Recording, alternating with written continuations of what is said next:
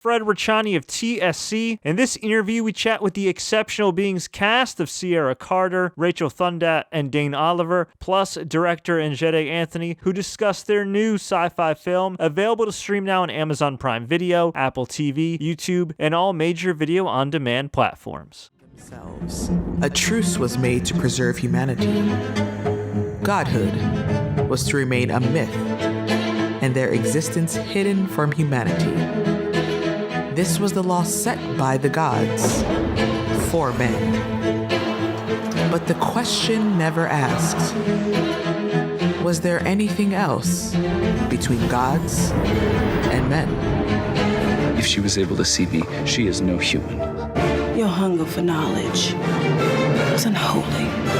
I am not the only one here. We're both looking for the same answers. I don't understand what you mean. I will not ask again.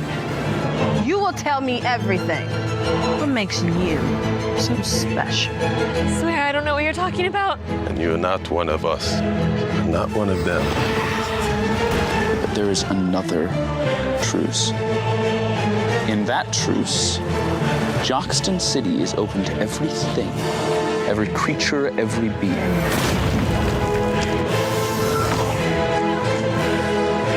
There is more to this story.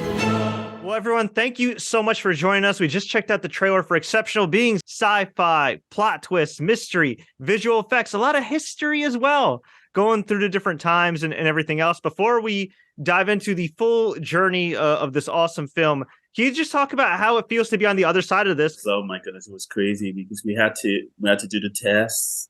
It was just even the locations, rehearsals and all. We had to it was difficult finding locations and so yeah, it was pretty crazy during the pandemic and the testing and everything. But I mean, we had an army of unique individuals, cast and crew that just soldiered through, and we got the product out. And how did you come up with the concept for Exceptional Beings? From what I understand, for people that aren't familiar, that this is actually a prequel to the book Godhood? Yes, it was. So basically, the beauty of it is, I mean, Godhood is another different animal, but Exceptional Beings built into basically two characters from it, which is Athena and Hermes, where they encounter Mina, and basically they start engaging in the situation where after 4,000 years they get to see a knowledge that they don't understand, and just because of that, it creates this existential crisis. And basically, the movie takes us through that story where they're trying to figure out who she is, what she is, and where she's from. And basically, it's that journey that we go through in there. I understand this was filmed on at least 3 different locations, right? It was, I believe, Los Angeles, New York City. Yes, it was. Yes, into Lagos. Yes. Okay.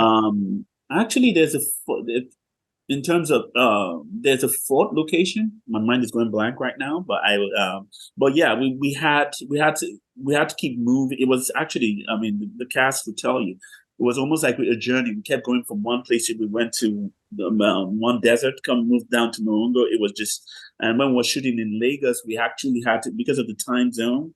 So it was almost like we had to shoot it. Then it was just crazy. So yes, it was multiple locations, and it was fun. And for the actors on the call here, how was the whole casting process? Were you all based in any of these locations, or did you all come from kind of a little bit of everywhere and just end up filming in these 3 different sites? So I'm based in LA. The auditions were in LA. I think at first it was a self-tape, and then after that we did in-person auditions. And yeah, I when I read the script, when I read the sides, I was like, oh my God, I love this. This is mine. Like, I already claimed it. I was like, I'm Athena. Everybody can go home now. So yeah, it was great. Also based in LA. And I didn't film in either Lagos or New York. It was all here in California for me. So, a little bit of zip zapping around Los Angeles and California, but nothing too crazy. Mm-hmm. Yeah, I was going to say the auditions and the filming, of course, took place completely during like the height of the pandemic. So especially our first audition was a tape, and then our second one was in person. And that was interesting because that was probably one of the last in-person auditions that I've had, maybe a handful since then. But yeah, that was when times were changing. But it was, masked up. We had 15-minute increments for like actors to come in. And so it was an interesting process.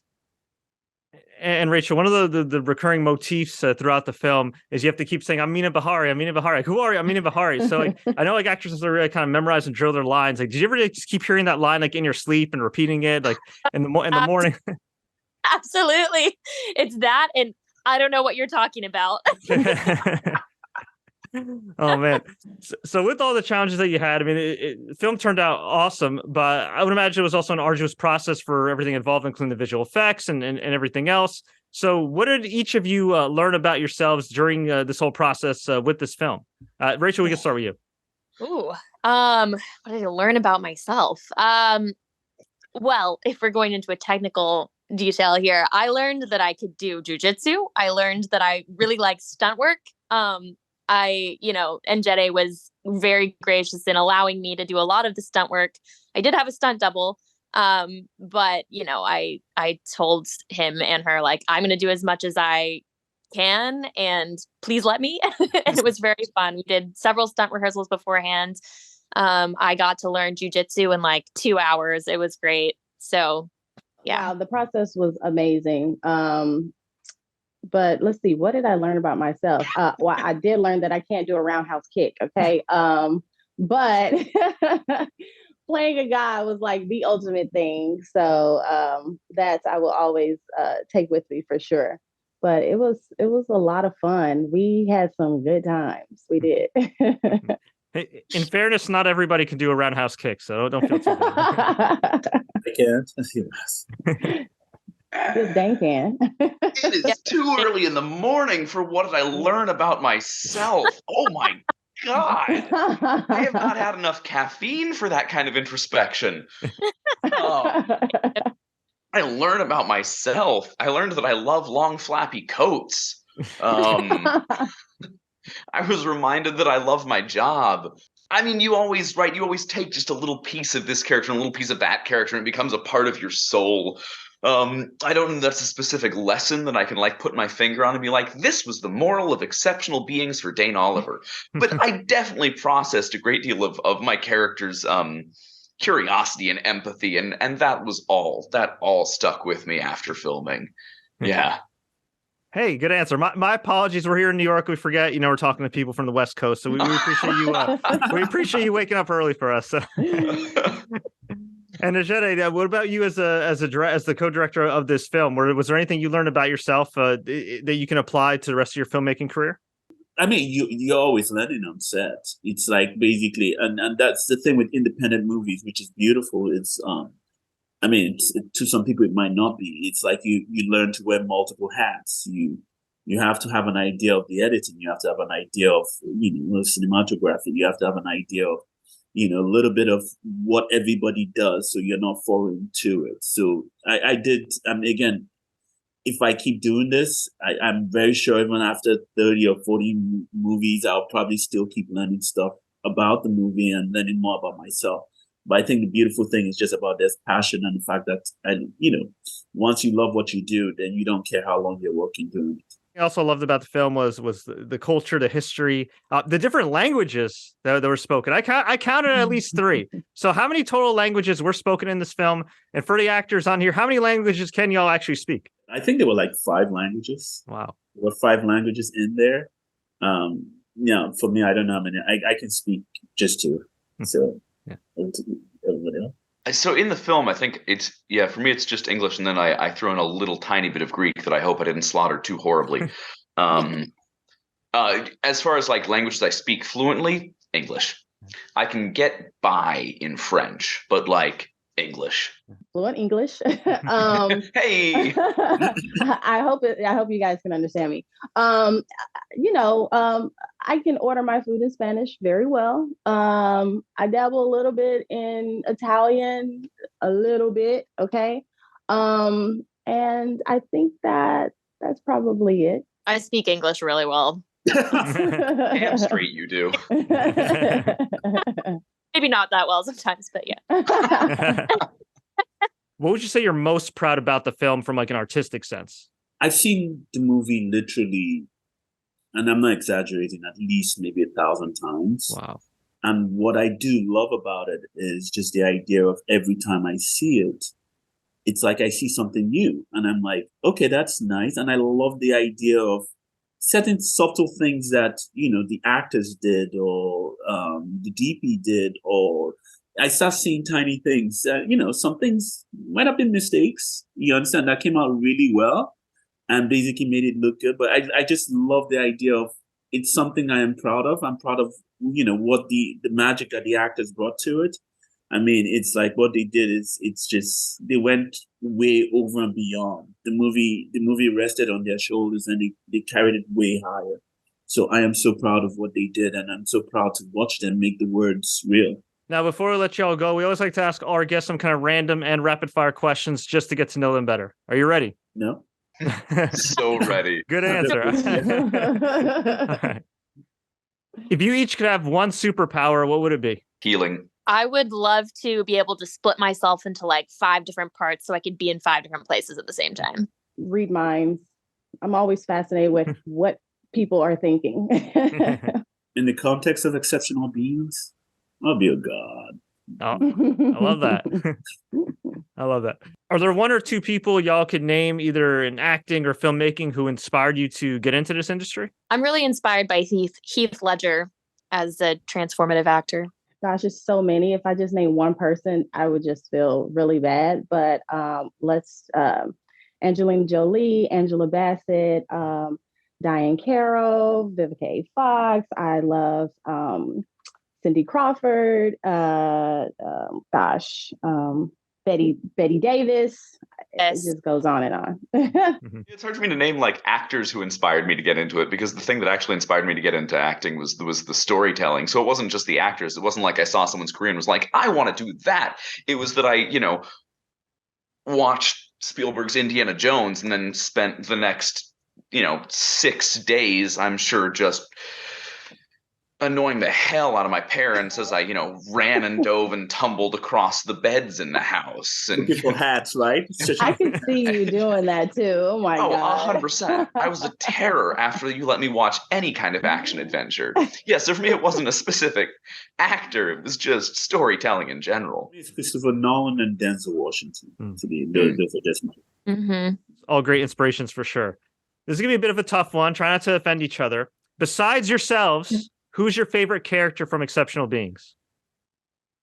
I'll go first to get it out the way. I really liked Apollo's character. I said that if I wasn't playing Athena and didn't love her with every ounce of myself, I would want to give Apollo a shot, I mean, I do really like Hermes' character. I think what Dane did with it specifically is very compelling. It's very fun. It's very witty, just the way, because I think I interacted with Hermes and Athena, but Hermes most. So I got to see all of it, and it was very fun to be around on set and in the final product. It's plays very well. Character that's sparking to me right now, and if you ask me later, you'd probably get a different answer, is actually not in our film. It's in the book that follows. The character of Artemis, fascinating to me. Fascinating. So cool. Isn't that great as a director for when the actors really buy into the story? Yeah, but you see, the thing is, they're actors, so we don't know if they're acting right now or they're being real. So that's just the problem. Don't do us like that. Actors are crazy. So I don't know if that was a fair question. I mean, think about it. Imagine being married to Meryl Streep and she starts crying or she starts laughing, and you're the husband and you're like, is she really crying or is she really laughing? You don't know what you can't really trust an actor's acting, but yeah. I forgot, what was the question again? The question was, who's your favorite character? You see, that's the thing. I'm one of those people that really loves characters that basically play very little role. So I like, because it's like, I don't know, it's from the writing point of view, because I feel like, oh, there's so much stuff I could have written there. There's so much stuff I can put into it. So, I keep thinking of that. And this is one of maybe a little bit of a regret where, the character that is driving the car, and bashes Rachel, and Rachel is, as I keep thinking like maybe I could have made him do a couple of more stuff while he was in the car or something. I keep thinking in that sense, but that's just the way I think. What was your most awkward moment in the filming of Exceptional Beings? It was early on in the day. So there's this beautiful moment when someone is both giving birth and then immediately afterward is singing to their newly born child, and it's just gorgeous. It's this beautiful, miraculous moment. It's magical, it's godly, it's human, it's stunning, it's artistic, and the whole time, this poor actress, poor Sarah, she's trying to do all of this, and I'm sitting, invisibly in an armchair like a foot and a half to her left. And I don't think my stomach has ever been that loud in my life before or after. Like whatever I ate, it's just constant, like huge noises of intestines moving around and grinding on each other, and that burger like moving its way through my stomach. I felt so bad for her as she's trying to have a real moment here, and I'm 6 inches away just destroying it. just wrecking it. Yeah, it was fun. You're hilarious. No, there was a scene where Hermes and we were in the jail, and my character sits next to him, but it was an awkward moment. Like there was no seat at all. I just pretended that there was one. But I leaned up against like the back of the rails, and whatever I leaned, it kept going, doom, like every time. Remember that? Every time I went, I'm like, and trying to find that sweet spot to like not make it do that. And I was just like, what the heck? Okay.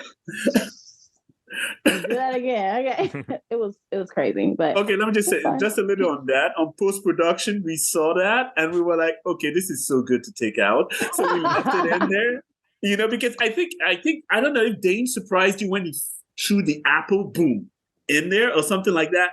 It was almost like you were like, what the heck is he doing? It was, and that was so real, Yeah, sorry about that. Okay. Yeah.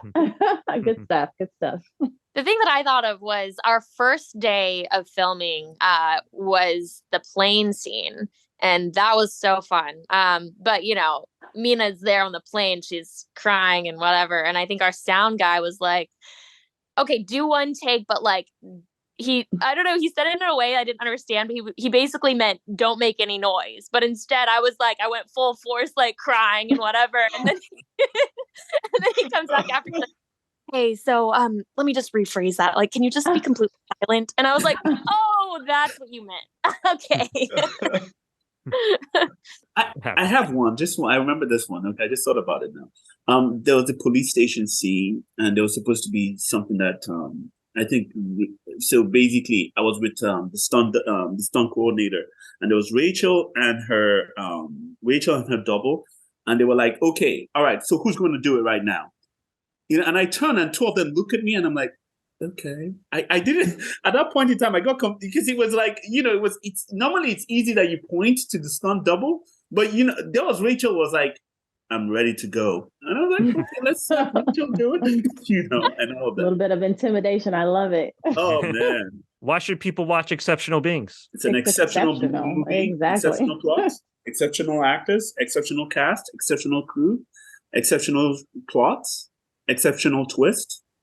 It's exceptional. I think there's a lot more to the film than what it appears. And I think, watching it, it's so much fun. It's such a wild ride. There's so many twists and turns. There's a lot of action. There's so many cool visual effects. But then at the heart of it, there's a really amazing message. So I think it's definitely worth a watch.